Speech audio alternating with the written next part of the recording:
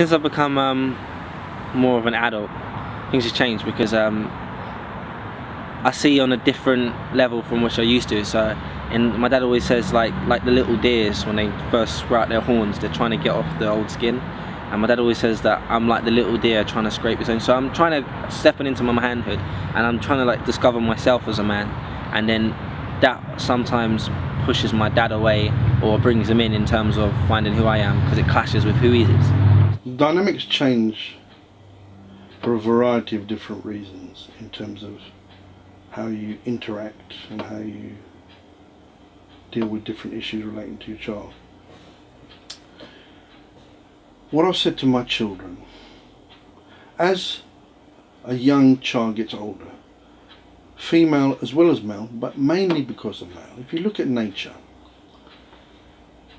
the buck is the one that runs the pack.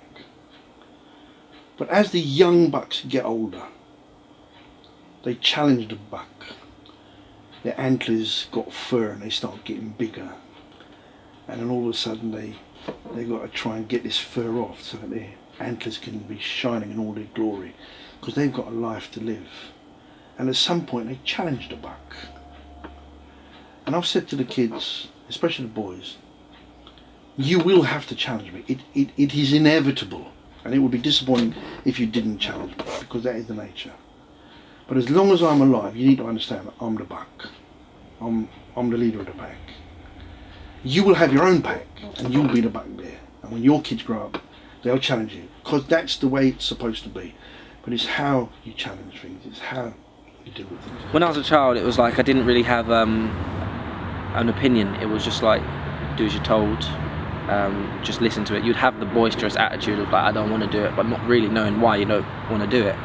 But like as a man, you kind of conjure up ideas of why you don't want to do it, or you start thinking for yourself and you think your ideas are going to be better until you find out. So in terms of the interaction between children, adolescence, puberty, young manhood, it will change, because the physical and the mental attributes of that child will change. They'll be influenced by outside forces, some of which will be positive, some of which will be negative. And as a parent, you have to try and keep an even keel. The most important thing, apart from them knowing Jesus Christ as their personal saviour, the most important thing is that the children are balanced. They are balanced. When they embark upon society, my children are balanced children, so you don't get extremes. And once again I resort to this unfortunate young man, the soldier who was brutally murdered, Lee. They are not imbalanced, because it's an imbalance in your thought process that leads you to do the thing. Normal people, whether you're Christian or Muslim or Jewish, it doesn't matter, is that you have to have a degree of balance about your life. And it's important that me as a father releases those children into society to contribute to society. And as the child gets older, I have to adjust the way I communicate with them, the way I talk with them, the way I try and influence them. When I was young, they did as they were told. As they get older, thank God, they still primarily do as they're told, because they have a respect and love for me, but they're still going to do their own thing. Growing up, you tend to want to make your own decisions, and in making your own decisions, you can make your own mistakes. In terms of like, when your dad's giving you business related advice and he's telling you to listen to him, and sometimes you think you know better and you want to go different ways. When he's already gone through the experience, he's trying to let you know to go his way. What I need to understand is that I am the buck because they allow me to be the buck. Because if it was just down to a challenge of antlers, I'd be way down the pecking order by now. Because they're all stronger than me, they're all bigger than me, they can all surpass me physically. So if it was just left down to that, I wouldn't be the chief. But I am the buck because they have allowed me to be the buck. They've given me the privilege of leading them. And that's important that I understand that. So when I understand, I also understand that my influence on them takes a different outlook. So I can't say to them and expect them to absolutely do as what they're told when they're young, because they don't have the strength of character to try and challenge the things that I'm saying. Majority of the time, he pretty much knows what he's talking about, so he's right most of the times.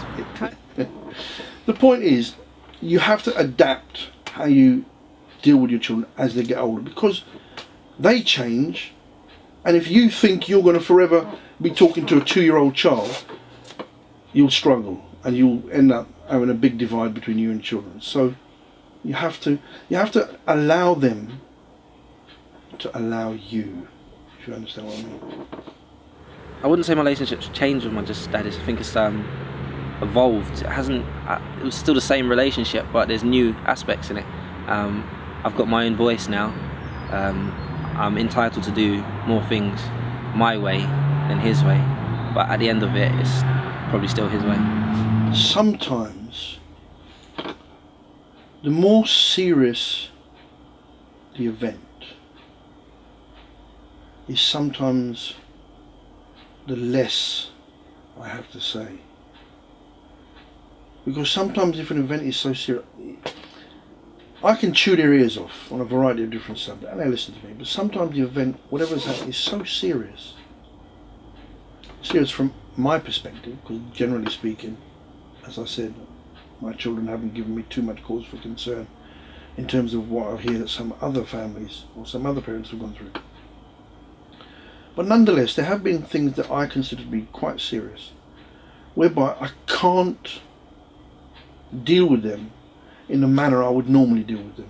So I can't come all, guns blazing. I have to take stock of the situation and be wise in my approach, because sometimes if you cause a confrontation, especially in a highly tense situation, you will cause a gap to occur. And as I've said to my children before, the devil is in the gap, because the bigger the gap between your loved ones, between man and God, is the more the devil wants it to be. It's incumbent upon me as a parent to sometimes swallow my spit, and even if I'm right, to make the first move, because you've got to understand that the gap is not good. To have the gap there is not good. You've got to close that gap. You've got to create a bridge. Remember, Jesus Christ came to be the bridge between man and God. He is our bridge to close that gap. There was a gap between man and God, and so it is with things that occur in life. Is that sometimes a gap appears. People don't talk to each other, and they don't want to speak to each other, and they see each other on the street, they walk by. No. Do everything you can to close that gap, to bridge that gap, and to bring that bond of unity back again. If you leave the gap open, somebody or something is going to fill that gap. And if it ain't you, who is it going to be?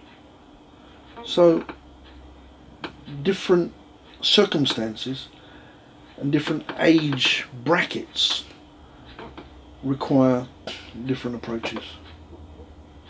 From young, my mum and dad has been together since when they was like 8, from young, and they've been together since until now.